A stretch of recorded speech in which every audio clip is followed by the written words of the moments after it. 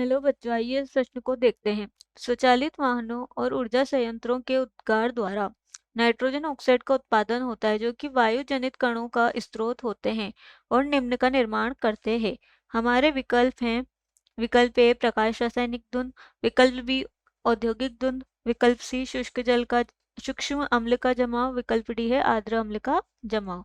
आइए इस प्रश्न की मुख्य अवधारणा देखते हैं। इस प्रश्न में हमसे पूछा गया है वायु जनित कणों का स्रोत।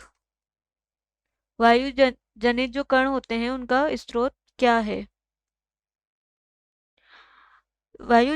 आइए इस प्रश्न का हल देखते हैं। इस प्रश्न में हमसे पूछा गया है जो वायु जनित स्रोत होते हैं, वायु जनित स्रोत, वो वायु जनित स्रोत में जो नाइट्रोजन ऑक्साइड का उत्पादन होता है, नाइट्रोजन ऑक्साइड का जो उत्पादन होता है, वह उत्पादन प्रकाश रासायनिक धुंध या जिसे हम प्रकाश रासायनिक धूम्र या जिसे हम धुंध या कोहरा भी कहते हैं, फोटोकेमिकल स्मोक, उसके द्वारा होता है। वातावरण में उपस्थित जो हमारी नाइट्रोजन ऑक्साइड गैस है वह हाइड्रोकार्बन यानी HC, जिसे हम लिख देते हैं हाइड्रोकार्बन, से जब यह क्रिया करता है तो क्रिया करने के फलस्वरूप यह द्वितीयक प्रदूषक बनाता है,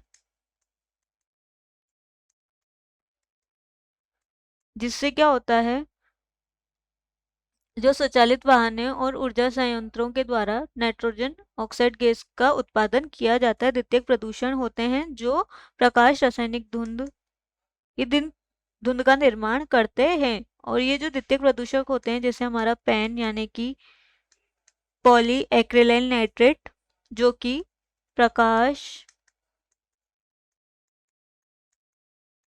रासायनिक कोहरे का निर्माण करता है,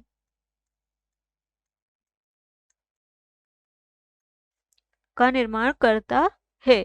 अतः हमारा इस प्रश्न का जो सही विकल्प है विकल्प ए प्रकाश रासायनिक धुंध। और ये जो प्रकाश रासायनिक धुंध होती है, हम कह सकते हैं कि प्राथमिक प्रदूषणों के मिलकर, प्राथमिक जितने भी प्रदूषक होते हैं, प्राथमिक प्रदूषकों की क्रिया के द्वारा ही द्वितीयक प्रदूषकों का निर्माण होता है।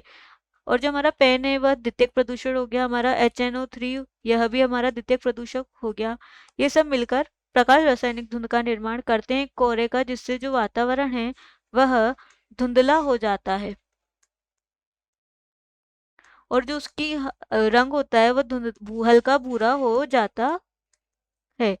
अतः हमारे इस प्रश्न का सही विकल्प है विकल्प है प्रकाश रासायनिक धुंध का वायु जनित कणों कणों का निर्माण करते हैं प्रकाश रासायनिक धुंध। आशा है कि आप इसे अच्छी तरह समझ गए होंगे। धन्यवाद।